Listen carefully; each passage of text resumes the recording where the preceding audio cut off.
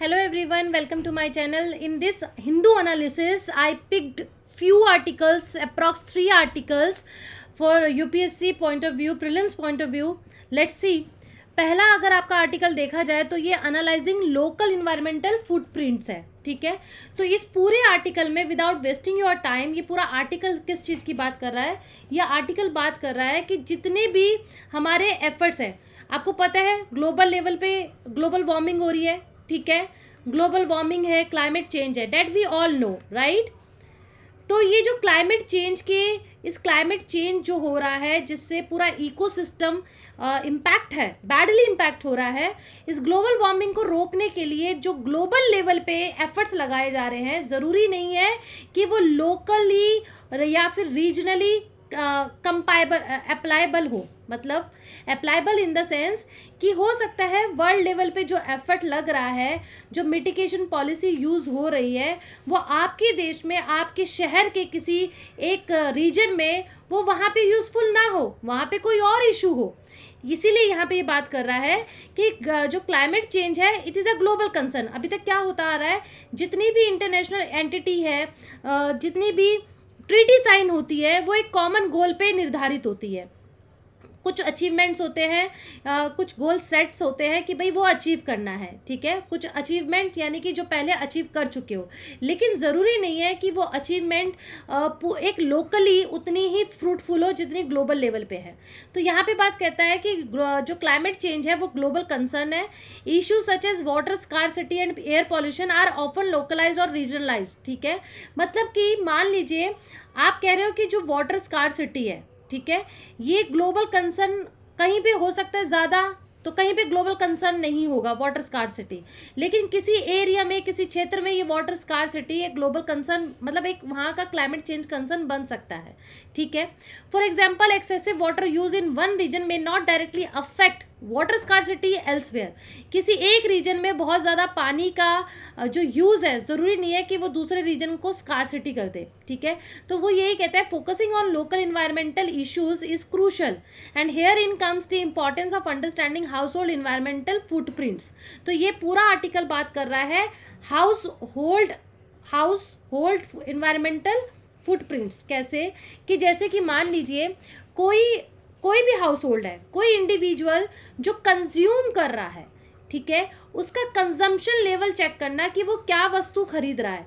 क्योंकि जो वस्तु खरीद रहा है उसके प्रोडक्शन में, उसके प्रोडक्शन प्रोसेस में जो रिसोर्सेज का डिप्लीशन यूज हो रहा है, जो डिप्लीट हो रहा है, जो रिसोर्सेज का यूटिलाइजेशन हो रहा है, जो एक्सेस यूज है, कहीं ना कहीं वो आपके इन्वायरमेंट को प्रदूषित करता है लॉन्ग टर्म में। तो यहाँ पे इस पूरा आर्टिकल फोकस करता है हाउस होल्ड कंजम्पशन को, ठीक है। वो क्या हाउस होल्ड कंजम्पशन कर रहा है, that lead to increase the global warming in the world, ठीक है। एक ये इशू हुआ यहाँ पे, जैसे कह रहा है how are household environmental footprints distributed in India. अब भारत के कंटेक्स्ट में है, 3 मेजरमेंट्स लिए गए हैं। पहला लिया है वाटर, ठीक है। दूसरा लिया है आपका एयर पॉल्यूशन। तीसरा लिया है आपका PM2, जो पार्टिकुलेट ये जो होते हैं आपके, ये जो पार्टिकल्स होते हैं PM2.5, ठीक है, जो एयर में आपके फाइन पार्टिकुलेट मैटर है उसको लिया गया है। तो ये 3 फुटप्रिंट्स है, इसको एग्जामाइन किया गया है और ये स्पेशली इसको एसोसिएट किया जा रहा है जब कोई घर, जैसे जो पुअर कम्युनिटी से जब आप अमीर लोग बनते हैं, ठीक है। सपोज आप इनकम वाइज पहले पुअर थे, nowadays you are improving your living of standard on the basis of high earning in your life. तो आपका लिविंग ऑफ स्टैंडर्ड बढ़ रहा है, आप अमीर हो रहे हैं। अमीर होने के बाद आपका जो कंजम्पशन बिहेवियर है, that are analyse in this article, कि वो लोग क्या कंज्यूम करते हैं, लग्जरी गुड्स खरीदते हैं, जिसके अंदर आपका आता है फर्नीचर है, वेकेशन पे जाते हैं, सोशल इवेंट्स करते हैं। तो वो ये कंजम्पशन लेवल किस तरीके से इन्वायरमेंट को पोल्यूट कर रहा है, ये एनालिसिस किया गया। How were environmental impacts assessed in this study. इसके अंदर ये एम्प्लॉय किया गया है कि भाई वही जो मैंने आपको बताया कि लोग क्या खरीद रहे हैं, क्या कंज्यूम कर रहे हैं, और उस कंजम्पशन में, उस प्रोडक्ट के कंज्यूमर प्रोडक्शन में कितने रिसोर्सेज का यूज़ हो रहा है, वो देखना। जैसे कि for example, water footprints was utilised to quantify water uses throughout various stages of production of different goods and services as well as direct water usage by household, ठीक है। PM2 footprints encompass the embedded emission and direct emissions from household activities such as the use of fuel wood, ठीक है, आपका kerosene है, आपके vehicles हैं, तो ये क्या करते हैं, एयर को पॉल्यूट करते हैं, PM2.5 बढ़ाते हैं, ठीक है। तो ये आपका वो हो गया। CO2 फुटप्रिंट क्या है, to capture both embedded and direct CO2 emissions associated with household consumption, ठीक है। की फाइंडिंग्स क्या है, फाइंडिंग रिवील करता है 3 इन्वायरमेंटल फुटप्रिंट्स हैं, जिसमें मैंने आपको बताया वाटर है, एयर पॉल्यूशन है, PM2 है, ठीक है।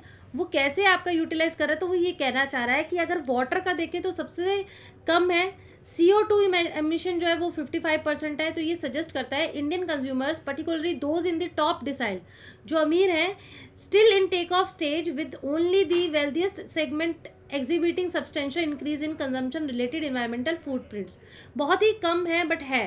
The highlighted footprints in the 10th decile are primarily attribute to increased expenditure on luxury consumption, ठीक है। What are the key contributors, ये स्टडी आइडेंटिफाई करता है eating out restaurants as a significant contributor to the rise in environmental footprints, ठीक है। तो यहाँ पे जो लोग खाना पीना खाते हैं, जो अमीर लोग खाने फूड कंजम्पशन यूज़ करते हैं, that also lead to CO2 and air pollution footprints, ठीक है। व्हाट आर द इम्प्लीकेशन, इस इम्प्लीकेशन पे जाएं तो ये कहता है कि emphasis that while sustainability effort often focus on global climate change, हम हमेशा ग्लोबल क्लाइमेट चेंज को देखते हैं, लेकिन इन जो लोकल रीजन है, लोकल एरियाज है, उसके नहीं देखते फुटप्रिंट्स। होना क्या चाहिए, जब इंटरनेशनल लेवल पे कोई मीटिंग हो रही होती है तो हर कंट्री के अलग अलग लोकल फुटप्रिंट्स होते हैं, तो उसको टेबल पे लाना चाहिए, उसको डिस्कस करना चाहिए, और उसके अकॉर्डिंग स्ट्रैटेजी ग्लोबल लेवल पे कॉमन होनी चाहिए, और डिफरेंट कंट्रीज की स्ट्रैटेजी डिफरेंट होनी चाहिए। That all about this article, ठीक है।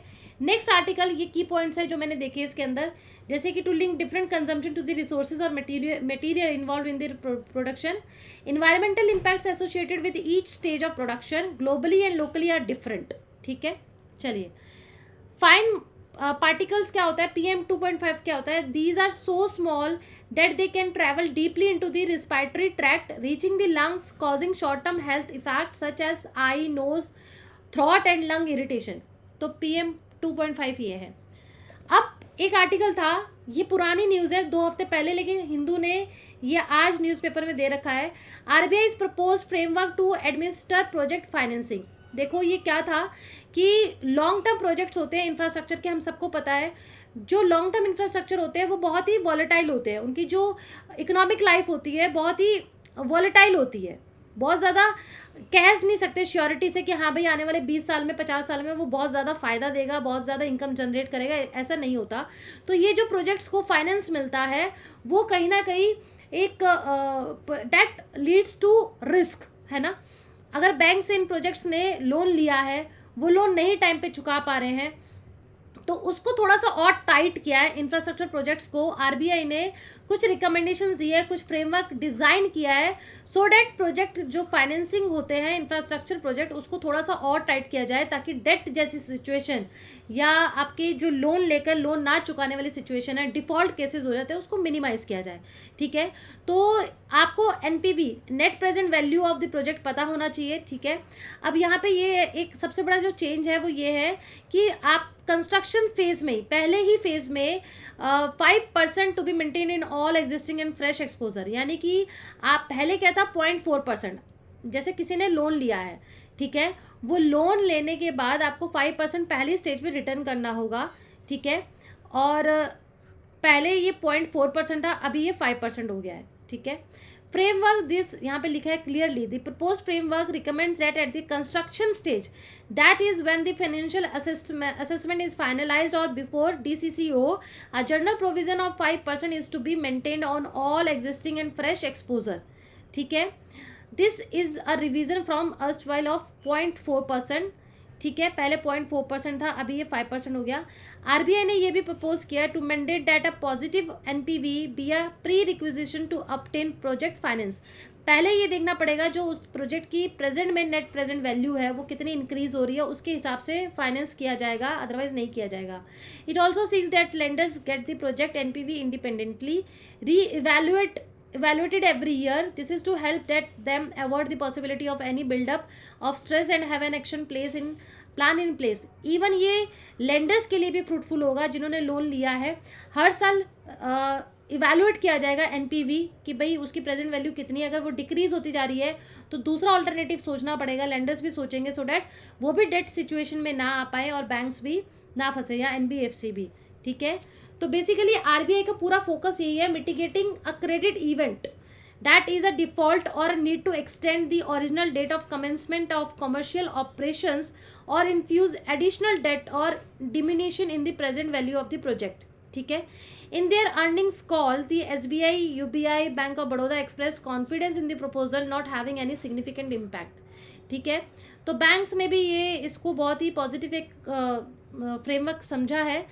ये framework also introduce guidelines to trigger a standby credit facility, this is to sanction at that time of the financial closure to fund overrun arising due to delays. ठीक है, तो इससे ये भी होगा कि इन प्रोजेक्ट्स को टाइमली लोन भी मिल पाएगा, तो ये बैंक्स के लिए भी अच्छा है। और जो बड़े बड़े बिल्डर्स हैं, जो बिडर हैं, जो लैंड जो लोन ले रहे हैं इंफ्रास्ट्रक्चर प्रोजेक्ट को डेवलप करने के लिए, उनके लिए भी फ्रूटफुल है।